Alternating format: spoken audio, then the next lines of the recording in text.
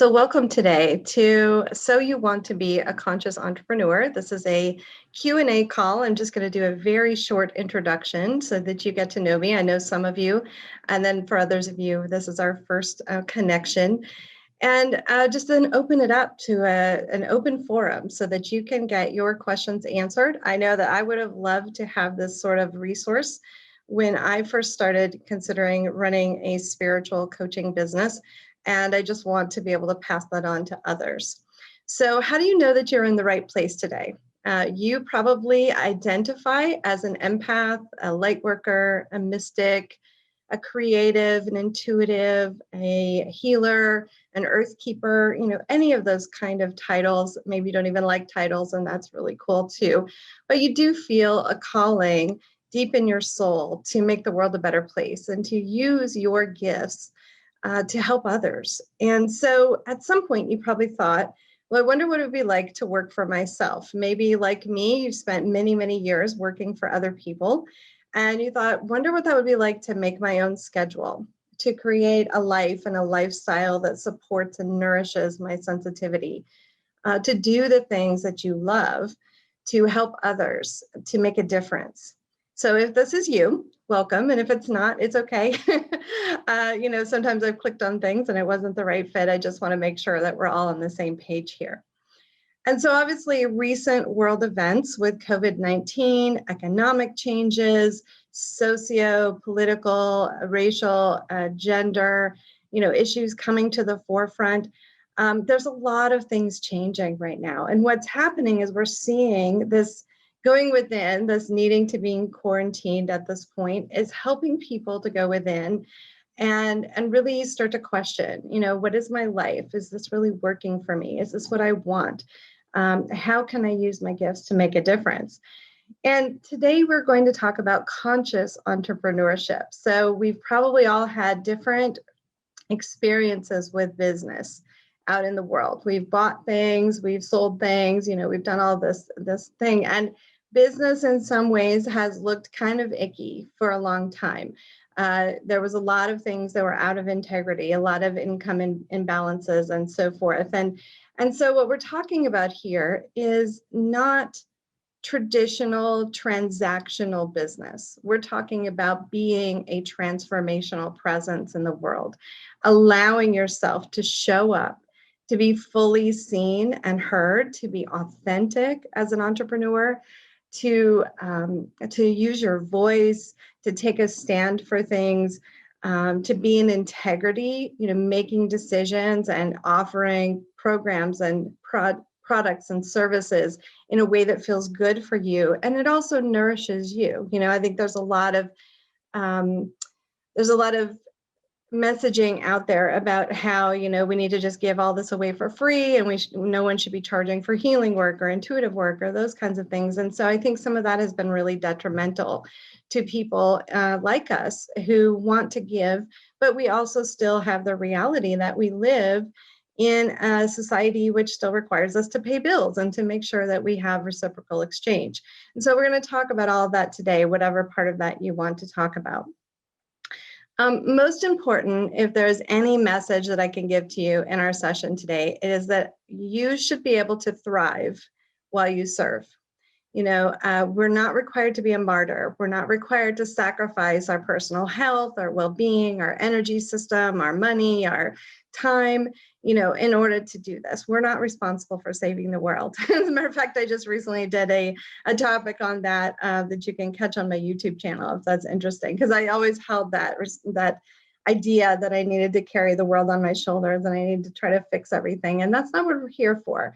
What you're here for, if you're considering developing a conscious business, is to find that one small piece that you can give, and then to trust that there are just millions and millions of other people like us out there who are all working on other things. There are many causes beyond being an empath and a highly sensitive person that I care about.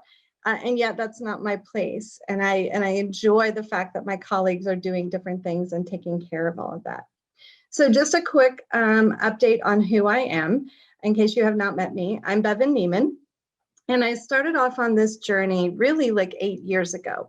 This is when I first discovered that I was a highly sensitive person and empath. I mean, I've been that since I was a child and very intuitive as well. However, I really kind of shut all that down, and I didn't really realize, I guess I had a spiritual reawakening, if you will. And I immediately wanted to find other people like myself. So I put out a notice on Meetup, and I invited people into my home, which was a big deal for me. I had been an introverted hermit for years, had very few friends, never had anyone to the house. And I just like invited these strangers to my home, and I started leading workshops in my living room. And as our members of our community started coming up to me after these workshops and asking me questions and asking for guidance, I realized this was my calling. And at the time, I was a landscape designer. I worked for a big corporation. I was putting in 65 hours a week. And I was starting to feel like this was no longer a fit for me, but I didn't know what was next. And recently, this last year in my business, I went from being that introverted hermit who never, put myself out there and, didn't show myself, to being the host of an online global summit for empaths, which has now reached over 60,000 people. Now, that didn't happen overnight. There were many steps in between. There were many times I needed to face my fears. And I needed the support system of some wonderful mentors and coaches and colleagues and people along the way. So there were many aspects to that, but it is entirely possible to learn, no matter where you are in that journey of accepting yourself and honoring your gifts. It's entirely possible for you to grow and to expand yourself and to hold that presence. So I want to remind you that if you have specific questions that you would like to ask today in this Q&A session, go ahead and start dropping those into the chat. If there's just something, whether you're brand new and you have never run a business before, or you already run a business and you're pivoting to do something else, or you're running a business but you'd like to have more clients and have more traction, all of those kind of questions are valid. So you can start dropping those into the chat. So what I do as an intuitive business mentor is I help people create a lifestyle and a business that lights them up. If you are not lit up by what you're doing, there's no purpose to it whatsoever. It's like, why would I spend my entire days, doing something that it's like, it's just a drudge. It's just like not what I want to do. I did that for a long time.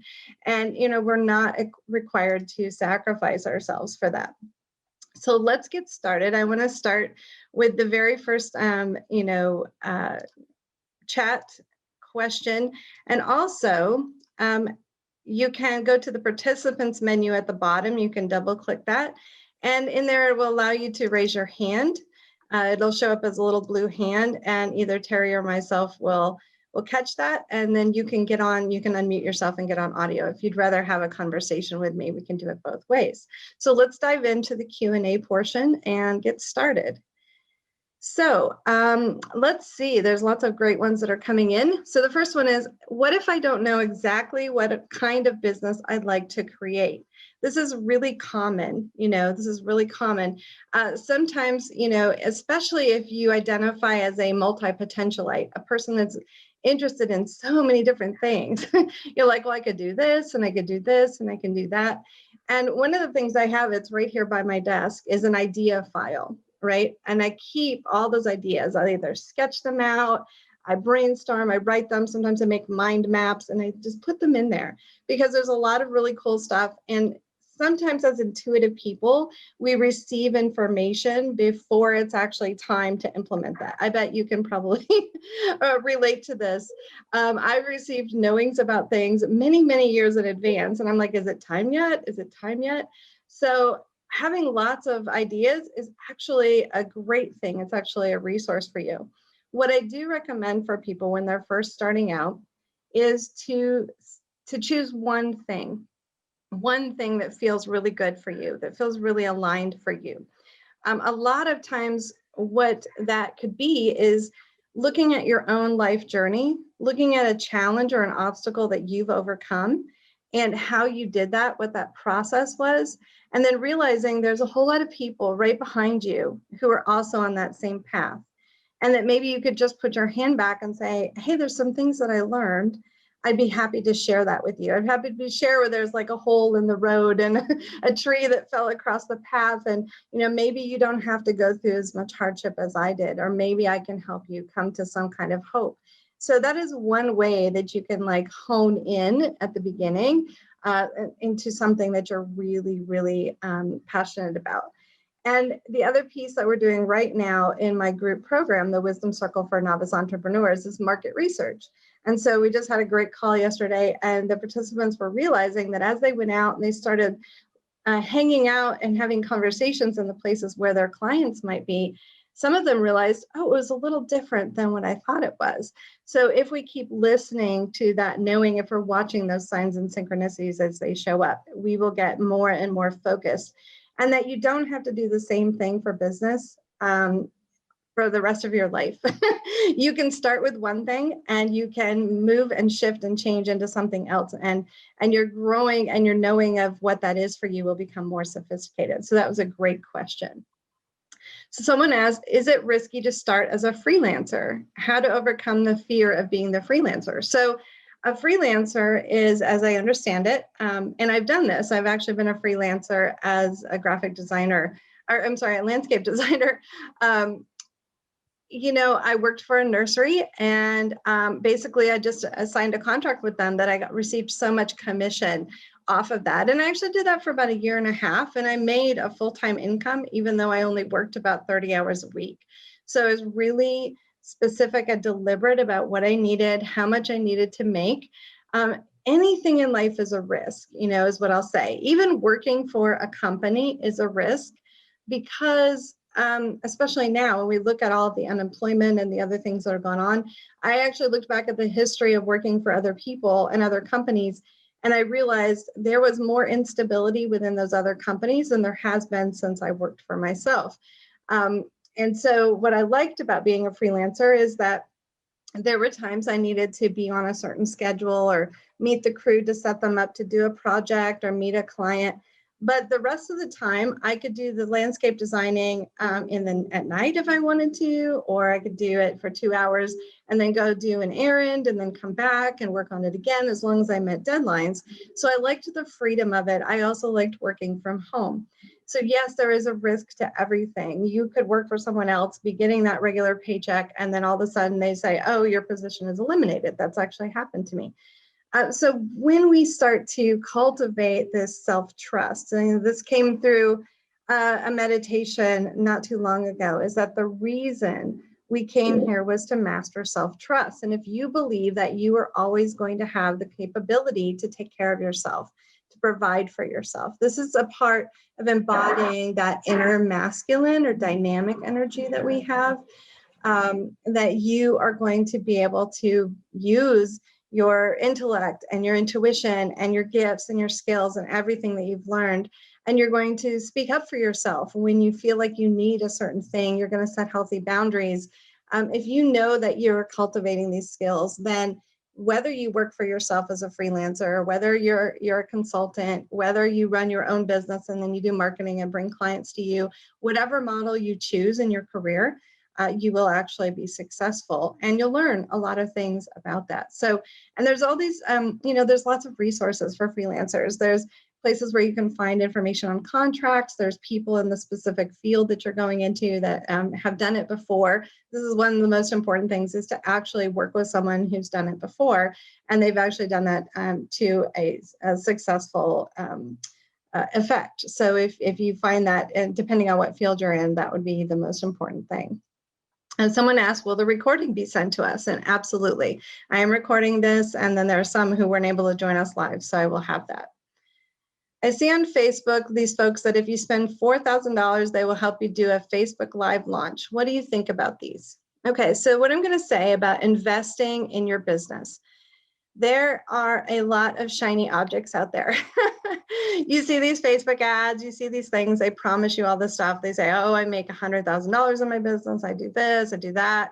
They're in a bikini on an island, on a tropical island. There's all this stuff, right? There's all this stuff. And, what's most important as an entrepreneur and just as a sensitive person in general is to use your discernment. What I always think is if it feels too good to be true, it probably is. It doesn't mean that they haven't been able to get those results for someone, but that's probably unusual. And the way I look at business is it's a marathon, not a sprint. Um, we would like to think that there's some miraculous way that you're just automatically going to have all these clients and all this money is going to come in and it's just going to be easy. And it can be sometimes, there can be moments in your business where something just opens up. But what you realize when you look back is there were all these things you did day in and day out, your consistency of getting online and blogging or podcasting or most people are not an overnight success. Building your revenue is a process. And, what I tell people quite honestly is that it probably will be year 2 or 3 in your business before you actually make a profit. In the beginning, you're investing in training, you're investing in resources, technology, whatever it is that you're needing to invest in, and certifications, if you need that in the field you're going into, all those things. And it's just going to take a bit before that gets recouped. And before you get savvy enough to understand how to market yourself, how to talk about the work that you do, how to bring people in to that process. I remember there was times in the first year or 2 of my business when I put out a webinar and I said, okay, come to this webinar. I'm going to give a webinar and talk about my work.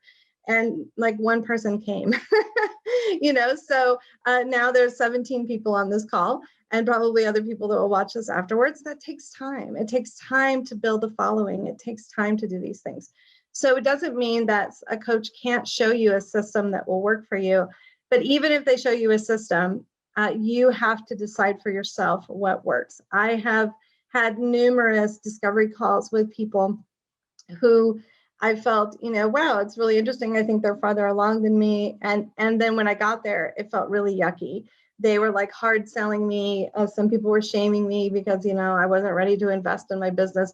There's lots of stuff out there, and particularly as our field of spiritual wellness, holistic, artistic aspects grows, people are going, oh, there's an opportunity to coach and to mentor people.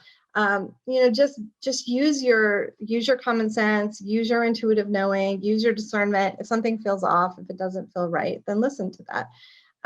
And be realistic about how much and how fast you can actually grow your business. Everybody's different. It depends on how big of a network you already have.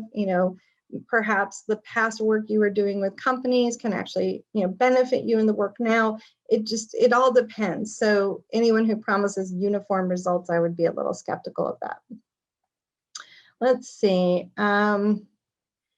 Okay, so how to deal with negative attacks of people on social media who have no intention of using my services. I used to block them. Now I'm questioning, is it really the empathic way? Excellent, excellent. So as you start to put yourself out there in the world, there will be people who resonate with you. There will be people who start to follow you. They become top fans. There'll be people who are always there if you're doing a live reading or you're doing your podcast or whatever that is, whatever vehicle you use to express your message. And then there are going to be people who are, what do they call them? Trolls, haters, negative, and of course, it feels really personal, especially in the beginning. You're like, I put my heart and soul into this, and look, this person is really upset and really mad and saying mean things, and it doesn't feel good to our sensitive hearts. It just doesn't. And it doesn't matter how long we go into it, it doesn't feel good. That's just true. What I say is if it's really toxic, it's fine to block them. It's about holding a healthy boundary. It's about deciding, like, for example, if you have a Facebook page and someone just continuously gets on there, or even once, and they're just being nasty and hateful, and there's no purpose to what they're talking about, I would just hide that or block them. It's fine. That's why they make that feature. And you're going to find the farther and farther you get out there, the more visible you are as an entrepreneur, the more that you're going to want to do that, the more you need to preserve your own time and your own sanity. I've actually gotten to the point where on Facebook Messenger, I just have an out of office message that says, hey, to minimize social media overwhelm, I'm not on here. I don't respond to this. Go to my website. You can contact me through there. And it just reduces the amount of time that I need to spend kind of vetting the public, right? What I have done, though, is if people have said something, even if it triggered me a little bit, that was like, hey, did you think about this perspective?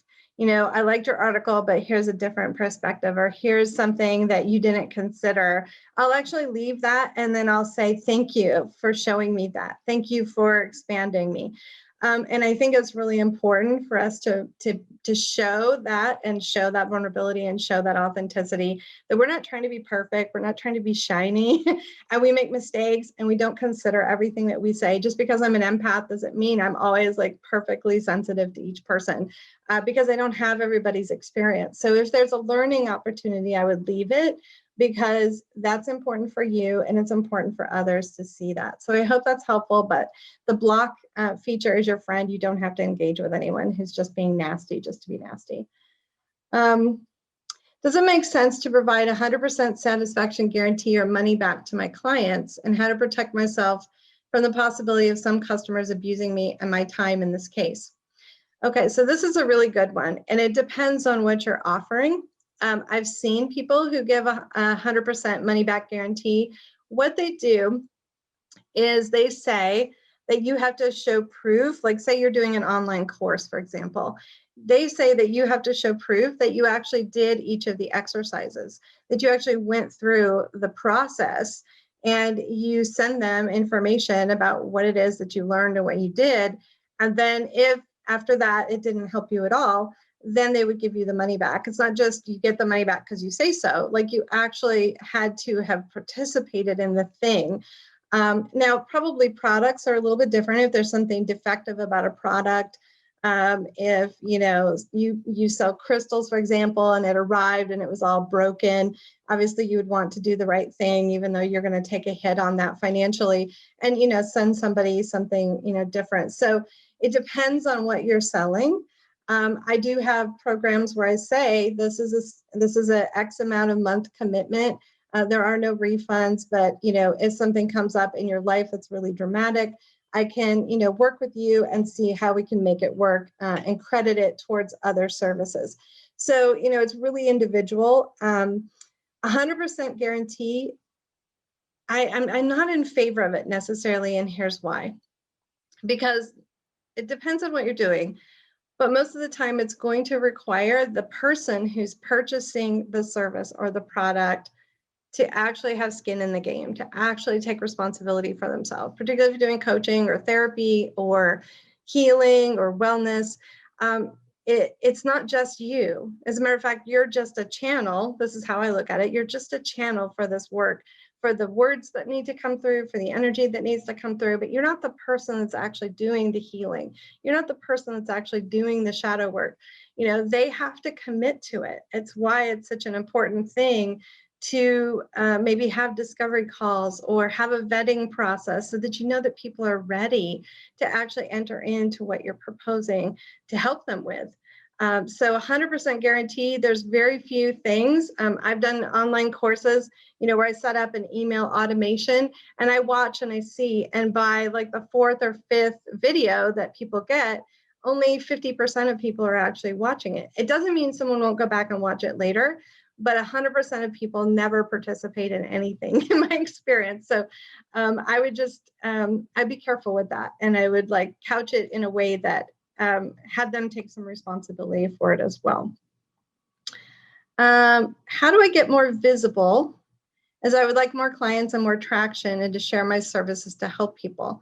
Excellent. So one of the things I teach about in the Wisdom Circle for novice entrepreneurs is that it's important in the beginning, and I don't know, Robin, where you are in your business, how far are you into it, but to choose one platform that really works for you.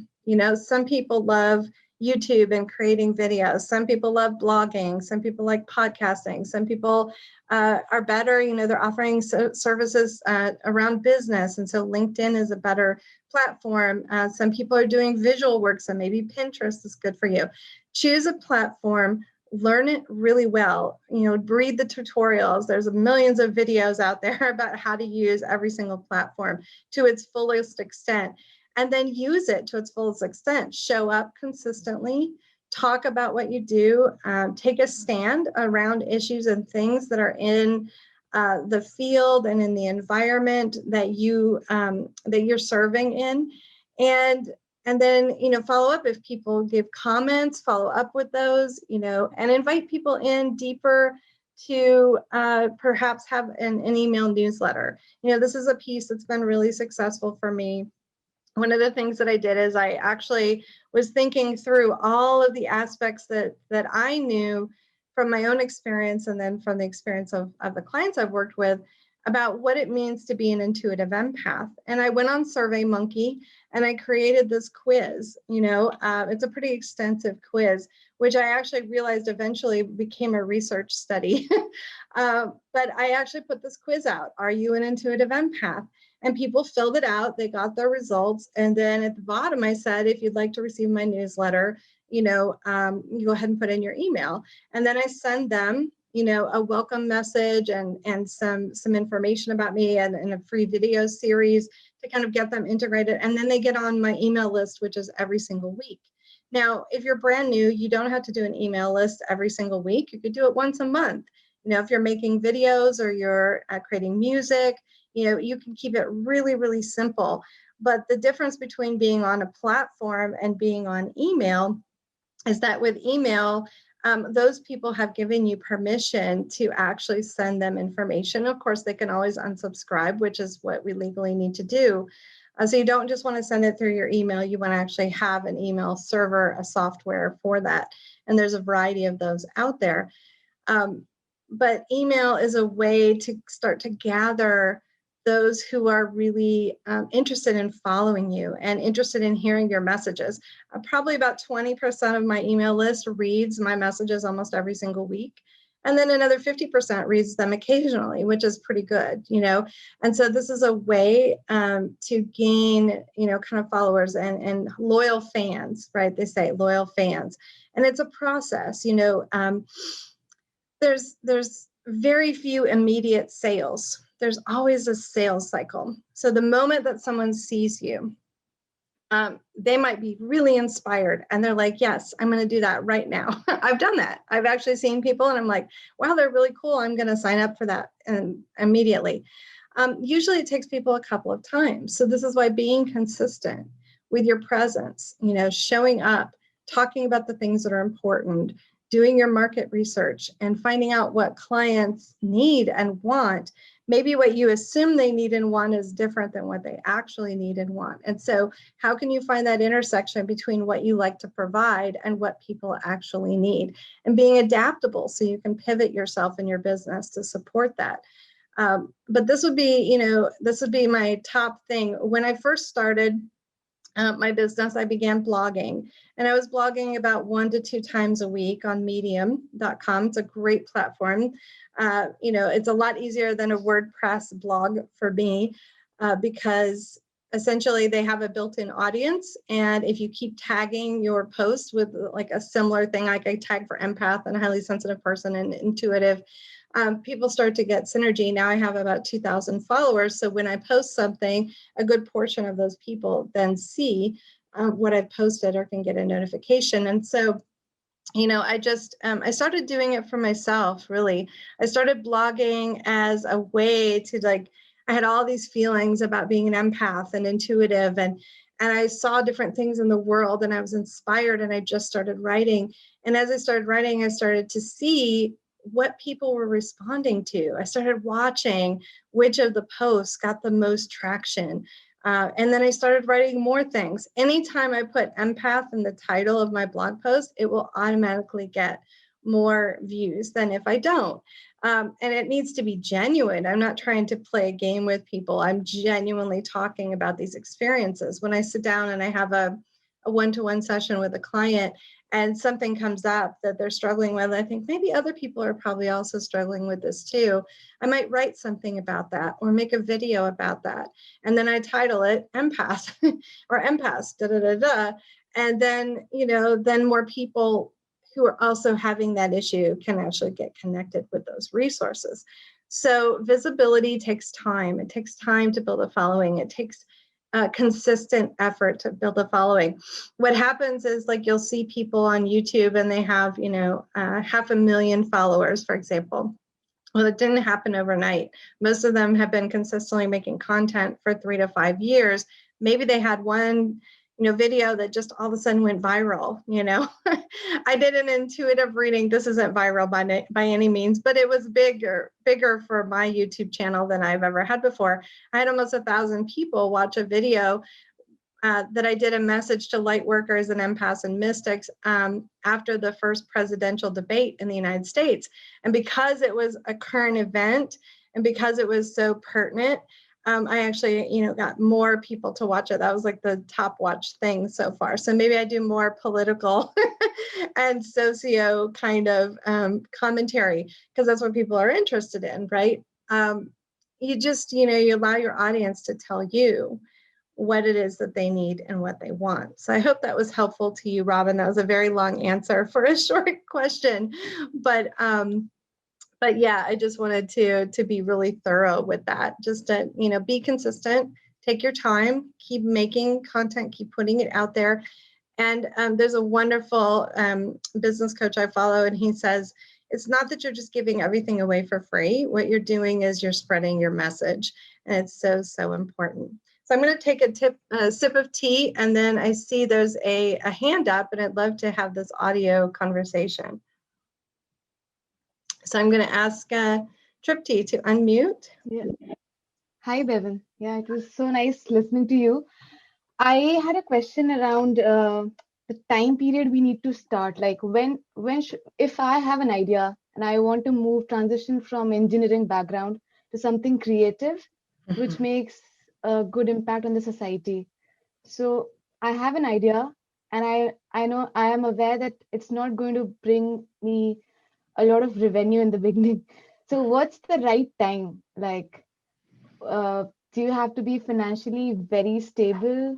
If you could share your experience, as in if your family was, settled in everything and then you started thinking about it, or was it very early? Yeah. This is a great question. Thank you. That was really, really good. Because a lot of people ask, when is the right time to leave my day job? And it's such an important question. And it's probably a question that you're going to have way before you might be able to do it. Not always. So I'll share my personal journey and then my philosophy around this and the way I've seen other people do it. And there's a variety of ways. There's not just one. So I actually ran my coaching business on the weekends. So I worked Monday through Friday, and I ran my coaching on the weekends. I did one workshop, group workshop per month with my community. And then I did some coaching sessions with clients in the evenings or the weekends. And I did that for about 1.5 years. And then it started to grow. It started to grow, and I started to get more opportunities. I got opportunities to be on other platforms, to start, expanding my presence. And then it became a tension point, right? Where I was working way more hours than I could handle, it became a tension point. And at some point I decided with my current employer to approach them about working part-time, like doing, 25, 30 hours a week. Could I do this work, take a smaller workload and work 30 hours a week? And at first they were really surprised. Not many people come and say, I want to work less. I want to make less money. But I did, because I wanted to have that other time to work on my business. And they allowed me to do that for about 6 months before they decided to downsize that particular position. And then I went off to do freelance work. So I was still a landscape designer. And I worked 25 hours a week for a local nursery, and I was freelancing, and I had a contract with them and a set contract. And at the same time, I was building my business, and I kept thinking to myself in this process, when do I get to quit? When do I get to do this full time? When is this going to support me revenue wise? And as I went into meditation, the funny answer I received is when you decide to. So at that point, I wrote my letter of resignation and I turned it in. I was like, my heart was just beating and beating. I was like, ooh, okay. And I have to say, like, the first few months were really, really nerve-wracking for me because I didn't have a huge amount of money in savings, but I did have this revenue coming in. And I will tell you that if there's any time when you run your business that you get nervous about having those sales calls or asking people and inviting them in to work with you and to pay money, as soon as you have to cover all of your own bills with your business, you get over that very quickly. You just go, okay, I need to ask because I need to eat. I need to pay my rent. I need to do these things. And then you find this balance place of like how to do that in a place of integrity, how to be okay when someone says this isn't the right fit for me, or, you know, I'm not ready yet, and how to hold faith that you are actually going to be nurtured and supported. You know, this is something I still work on every single day, even though I have a full-time business. And my business actually did better financially this year than any other year I've been doing this. I still have to hold faith that it's all going to happen, that I'm going to continue to be guided and know when to do things, how to do things. I really run my business very intuitively. I really do. I this morning, here's an example of that. Okay, I'll give you a great example of that. This morning, and almost every morning, I do an intuitive card reading, just to sense into the energy of the day, right? And what came today was a message for all of you who are on this call and everyone who will be watching later, which is what is the journey that we take, right, as sensitive, empathic, intuitive souls to become an entrepreneur and to be fully expressed. So I just want to share this with you because I think it'll be great. And so this was the first card. Let me do it this way so I can see better. And of course, this was me back in the days when I just, you know, was so overwhelmed by the world. I didn't know how to master my energy field. I didn't know how to process all the things I was picking up and receiving. I'm particularly sensitive to collective energy. So when there's a lot going on in the world, as there has been this year, it takes a lot of effort and a lot of self-care in order to manage this. But this is sort of at the beginning when you think, you know, maybe I'd like to be an entrepreneur, but I just don't know. It feels really scary. I'm not sure what the steps are. I'm not sure if I want to be visible. You know, I remember the first time I got on video, it was really scary and I felt really awkward. And I think I edited like every and everything out of it, just trying to like make it perfect. And so, you know, there's this place where we're kind of contracted. And then we begin to realize that there is a larger plan for us. Whether you call that God, goddess, source, universe, universal consciousness, there is something larger. And we are a part, you know, you see this sort of matrix behind me. We're a part of this larger network of sensitive people who are awakening and doing this work together. And there's guidance, you know, that we can call upon, whether it's our higher self, whether you believe in angels or spirit guides or ancestors, whatever that is for you. You begin to trust, you begin to look for those signs and synchronicities in the same way that, you know, I just went into this card reading this morning. And I'm like, tell me if there's a specific message I need to give today. And it flowed out, right? You begin to have this, this vision, something you want to birth, right? You begin to receive all this information about what it is. And still, you know, it's not fully formed yet, but you're aware that it's there and you start to nurture it and hold it and feed it and give it life, right? This is what we're doing. And then eventually, as you put yourself out there, you begin to fly, you know, you begin to soar, you begin to charge forth and make steps to make this happen for yourself and to help others and to be this bright light out into the world. And then I love this card. This is my favorite, but this is like being a conscious entrepreneur, being a sensitive, empathic, intuitive person and really owning your gifts and what's shining out of your heart, and your hands are these healing hands, and you're just really tapping into this intuitive knowing. So what I would do if I were you, Tripti, I would ask, you know, what is the right timing? if you go into meditation or you do any kind of spiritual practice, ask, what is the right timing for me? When am I supposed to launch this? What is the next step for me? How do I need to proceed? It's just so important to listen and then just watch as signs and synchronicities show up. It could be a conversation you're having with someone. It could be a billboard on the side of the road. It could be you open, a book to page 52 and there's a message there for you. It could be a song lyric that pops up when you listen on your phone, as I do. There's lots of ways, and this is how I navigate. You can do muscle testing. Does this feel right? Does this feel right? There's lots of ways and modalities that you can tune in to really listen to that inner knowing. And it's really the difference between running, I guess, what would be considered a traditional business and a more conscious spiritual business, is that, in a traditional business, they say, well, sit down and write a 3-year business plan and have goals and metrics and all these things. And it's not that there's anything wrong with that. I'm actually going to be doing that here in a couple of weeks. I usually take a couple of weeks off at the end of the year to sense into what wants to emerge for 2021. And I'll do some of that, and then I'll leave it and I'll be flexible. I'm like, maybe it happens, maybe it doesn't. I'm not terribly attached to it because I know that there will be things throughout the year that will come up.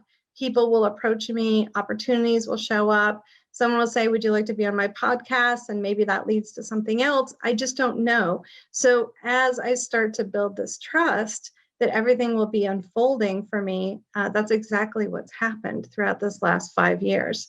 And there was one more card that I thought was really interesting. It was nice. It felt a lot like balance, right? It felt like this balance, this interweaving. And what I want to say is that one of the principles that I teach in my group program is that everything that you've ever experienced, studied, done before, overcome, has led you to where you are right now. And it is a strong toolkit that you already have in place to do this work. We think that it's something completely different. You think, okay, I'm going to move to this creative field, and it's completely different than what I've been doing before. And yet there are a lot of transferable skills, how you communicate with customers, whether you can make proposals, your technology skills, everything you have, everything that you've ever cultivated in any other part of your life, the lessons you've learned in your relationships, all of this will come into play to support you as an entrepreneur. So I wanted to read the interpretation of this card because it's really kind of appropriate, I think. The young people of the village do nothing but dream of the houses of the neighboring town, with their flourishing gardens, their trees loaded with fruits, and their loudly colored walls. They spend all day talking about it with envy. He spends his day, he or she, or they, spend their day working instead, planting vegetables, watering the garden, repainting the walls, until the day his, her, their house becomes as splendid as the ones of the neighboring town. And so really, there's a lot out there about entrepreneurship, about, needing to have this perfect business, needing to, here's what it's going to be, all this vision. But the reality is that we actually have to hit the ground running. We need to do the day-to-day work. And, we need to actually put ourselves out there. We need to actually explore and experiment and see what happens. Life is an experiment, right? I don't know about you, but I had all kinds of plans. And I had thought, especially in my 20s, like, this is how my life is going to look. And nothing happened that way, or very few things happened that way. And so now I've realized life is an experiment, and I can try something. And regardless of what choice I make, I'm always going to learn from it. You could go in and you could try to be an entrepreneur, and you might be wildly successful, however you define that. You could go be an entrepreneur and get 6 months or a year in and go, this isn't for me. I want to go back to working for someone. And there's no shame in any of that. It's all completely fine. It's just information. It's just experimentation. And no matter what, you are going to learn and grow. Absolutely. I wanted to encourage people, if you had other questions, thoughts, or comments that come up as we've been talking here, or if anyone else would like to speak and ask a question, you're welcome to raise your hand. We have space for a few more questions before we wrap up today.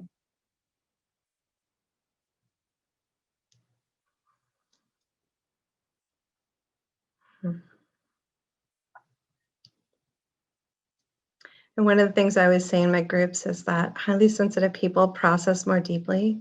So it's okay for us to have a moment of quiet and just be processing and thinking, allowing it to come forward. I'd just love to hear what's coming up for you now.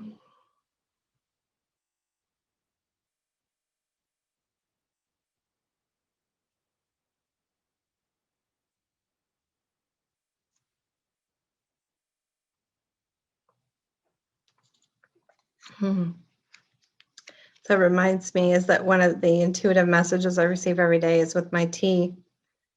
And it says, accept who you are in this moment, but acknowledge who you want to become. So I think this is a really important message as we set off to build a conscious business, that we are where we are, and where we are is just fine. Who we are is just fine. The level of awareness and consciousness we have at this moment is where we are at this moment. And we can hold a vision, a stronger, deeper vision of where we'd like to be and how we'd like to serve and do that meaningfully. Yeah. And thank you, Kitty. I appreciate your comment. I know you've written out about the program, but would you give us another quick summary of what to expect if we can join? Absolutely. So for some of you, it might be of interest for you to follow up and to learn more about the Wisdom Circle for novice entrepreneurs. And I'll just tell you for just a moment about this, and then you can obviously make that decision for yourself. It is a year-long mastermind program that begins on January 24th, 2021. And it helps you to establish a really strong foundation for your business. So we work on two levels. We work on the earthly realm, the earthly plane, which is the practical how-tos, how to do market research, how to brand yourself, how to price your products or services, how to do a beta test, how to make a sales call, all these kind of basic things that you need to know that I learned from here and there and all over, and I'm pulling it all together. And then the other piece of it that I think is really important, and what I didn't receive in a lot of the business mentoring that I did, was the spiritual realm. What happens to you personally, professionally, and your leadership growth, right? What happens to you during this time? Because there's two things in my life that have helped me to grow the most. Number one are my personal relationships with family, friends, romance, all of that. That's probably the deepest learning we have on this earthly plane. And the other thing is running this business. It's called up a lot of things inside of me about my value, my worth, my ability to be confident and hold my presence in the world, issues around money and charging people and working out conflicts and all of these things that business brings to you. And I didn't want to leave that part behind. It was really important for me to include both of those. So what we do is we have two calls per month with the group, and it's a small group. That's 15 people. We already have several people that have signed up for that, so I'm really excited to welcome them in. And then basically it's very similar to what you experienced today, except we'll all be on video. And everyone's asking questions specific to their business. And what happens is that as I answer, there was something that someone else asked that you didn't even know that you wanted to know. And these great themes come up. We just had our call yesterday for that. In addition to that, you get a one-to-one monthly coaching call with me where we work specifically on your business and helping you to move forward and kind of create that exponential expansion. And then every week I do a video teaching. And so you can watch that at your own pace, and you get an email every week, which has all of those links so that you can do that. I'm going to put the link to the Wisdom Circle chat. I do a 30-minute discovery call if this is something that's interesting to you. And I just want to hear more about your vision, about what it is you're wanting to create or what you know about that right now. And it literally is zero pressure. I'll tell you about the program. You can make a decision about what's best for you. Some people say, yes, I'm ready to do this. Some people say, no, I want to wait 6 months when the next group opens up. Or some people say, no, I feel like I need to go a different direction. And I just affirm that everyone is an adult and you understand what is best for you. That's how I want to be treated in those conversations. So I'm going to drop that link here. And if you want to schedule a call with me, I do have some spaces this next week. And then I'll be off for 2 weeks for the holidays, and then back again in January. So you can do that as well. So I'll put that in there. 30-minute. And I see we have a couple of other questions that came in. So I will get to those here in just a second. All right. So there's the link in the chat, and I will also include it with, for those of you who are watching afterwards, I'll include that as well. So I think there were some other things. Thank you, Louise and Christina. I know that you are members of the Wisdom Circle now, our current cohort. I so appreciate both of you in there, and thank you for your recommendations. It's been wonderful to work with you. And then I see there's one more comment. How to overcome struggles as an HSP. What if I get easily scared by situations or people? Is it better to have courage and move on? Or what if everything is against you in overcoming situations? Yeah, so there is being an entrepreneur, and then there's the additional overlay of being a highly sensitive person on top of that. And one of the things that's most important about creating your own business is structuring it in a way that does not create too much overwhelm for you. So let me talk about how I do that in my daily life to give you some practical examples. And I've been able to do this since I went full time, but even when I was working a day job and then also doing my business, self-care was absolutely essential. As a matter of fact, the further you get out into the world, the more you put yourself out there, the more self-care that you need to do as a sensitive person. So one of the things that I decided, because when I worked in the landscape industry, I did that for 10 years, and I had to be at work at like 6:30 in the morning. I am not a morning person. It was extremely overwhelming. There's all these trucks and lawnmowers and all this stuff going, and there was like 45 minutes of complete chaos. And then I went back to my cubicle and I just sat, kind of went, and it took me like an hour just to unwind from all of that. And so when I set my own schedule, my own lifestyle, I decided that I would not see clients until 11 or later. I decided that the first few hours of my day were for me. And so I get up, I do intuitive card readings, I spend time with my cat, I go put my feet in the soil and I do drumming. I have a new shamanic drum that I'm learning to commune with. I dance, I just do something to nourish me. And it's so, so important. I also decide how many one-to-one coaching calls that I have every day, what I can handle and what that looks like for me, because it is deep work. If you're doing creative work, energy work, healing work, writing, coaching, therapy, any of those kinds of things, environmental sustainability, activism, whatever you're into, it's going to take a toll on you. There's a real, it may not be the same thing as it feels like when you're in a corporate job, for example, but it will take a toll on you. And so, what I do is I schedule it so I only have so many coaching calls in a day. And then there's time in between there. If I want to lay down and take a nap, I do that.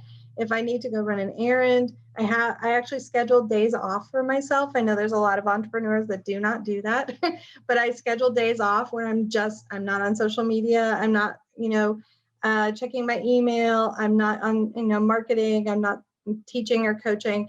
I just take time off, And what's been interesting is that my schedule has moved to be working on the weekends and off more during the week, which is fine. It's like I meet clients where they are. And it works for me because Saturday or Sunday is just another day for me when you actually disconnect yourself from sort of the mainstream things. So this is a really important question you bring, is that as a sensitive person, you're not just building a business, you're actually creating a lifestyle that nurtures you. And you're making decisions about how you format what you offer so that financially it supports you. This is really important because when we are not financially supported, we get into survival mode. It brings up anxiety. It brings up, all these fears that we may have. And it's so important to structure your business to be nurturing. This is why I say thrive while you serve. It's not serve first, it's thrive first. This is really, really important.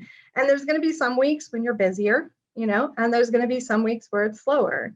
And so this is a part of, learning how to move with those patterns. Thank you, Anastasia. Thank you. I was so glad to meet you and have you be here for this call. I so appreciate all of you. I hope regardless of what you decide to do, that you really just own your gifts. It's been life-changing for me to do this work, to step into my role as a teacher, as a guide. Know that there are people out there that are waiting for you to bring forward what it is that you have to offer. And I honor all of your different gifts and skills. Thank you so much for being here, and stay well, my friends, in this time.